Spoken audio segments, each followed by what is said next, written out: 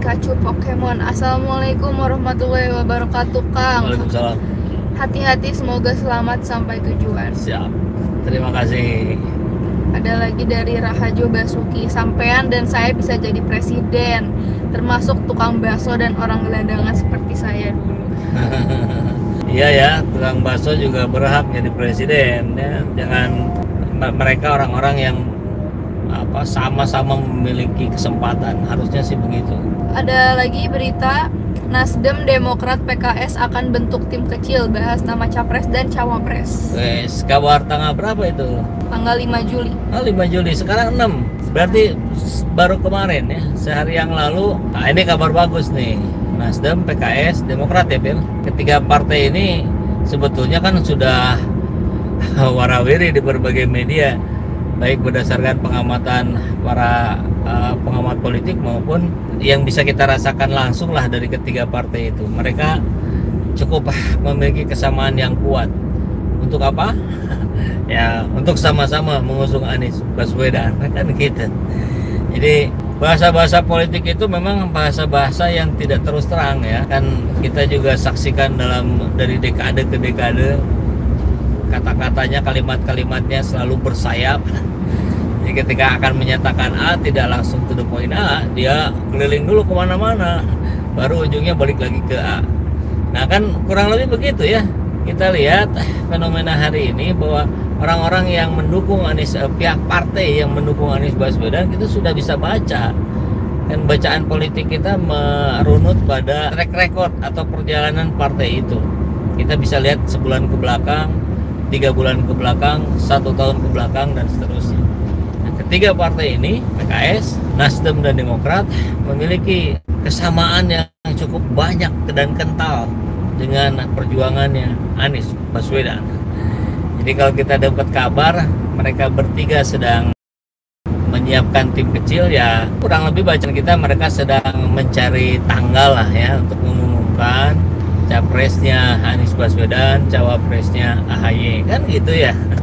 Kita juga rakyat bisa lah membaca itu. Lanjut, ada berita dari ACT dan Anies, penyelewengan dana umat. Ini bila katanya ACT sering membiayai program pencitraan Anies sejak 2018, termasuk modus untuk penyelewengan juga. APBD DKI 80 triliun per tahun, tapi Anies masih saja pakai dana umat untuk program pencitraan dirinya. Bagaimana itu? Kayaknya terdengar aneh gitu.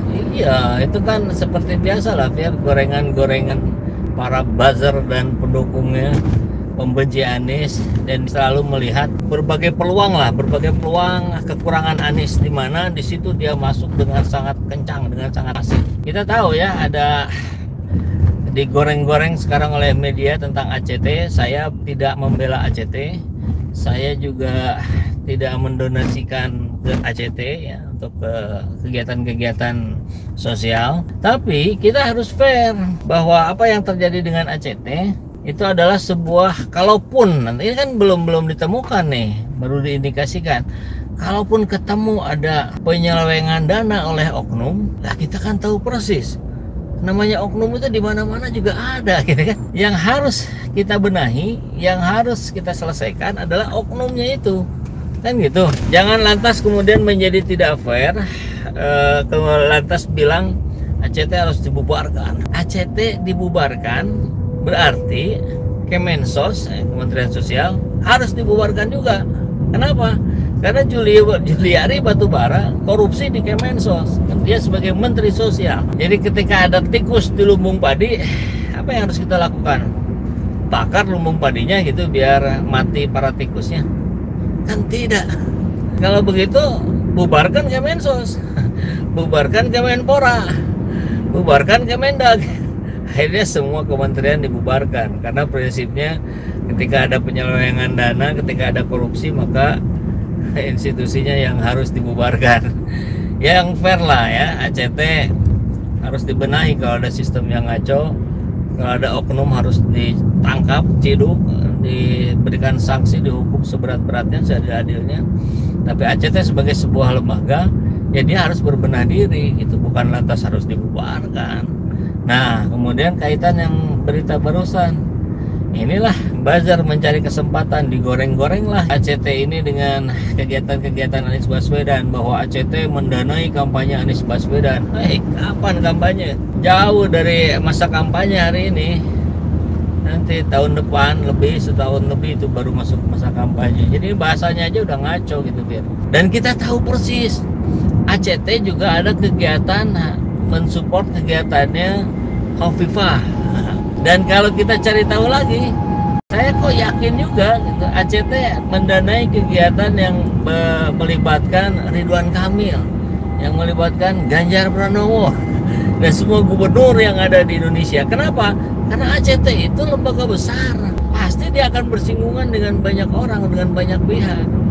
Tapi kita lihat buzzer, dia terus aja tetap aja nyerangnya ke Anies. Disangkanya ACT mendanai kampanye Anies. So itu sudah provokasi sampah lah ya.